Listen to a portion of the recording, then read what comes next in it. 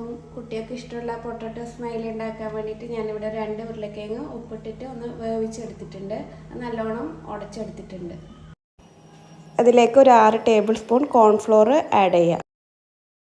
ഇത് നല്ലോണം ഒന്ന് നമുക്ക് കുഴച്ചെടുക്കാം. അപ്പം ഈ ഒരു പരുവത്തിൽ കുഴച്ചെടുത്തിട്ടുണ്ട്. നമുക്കിതൊന്ന് 5 മിനിറ്റ് നേരം മാറ്റി വെക്കാം.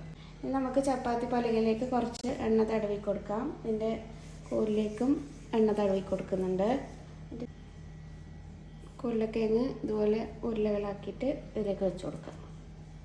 എന്നിട്ട് ചെറിയ രീതിയിൽ ഒന്ന് പരത്തി കൊടുക്കാം.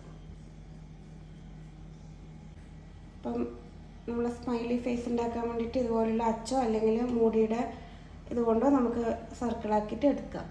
ഇത് സ്പൂൺ വെച്ചിട്ട് നമുക്ക് സ്മൈലി ആക്കി കൊടുക്കാം. സ്ട്രോ വെച്ചിട്ട് കണ്ണു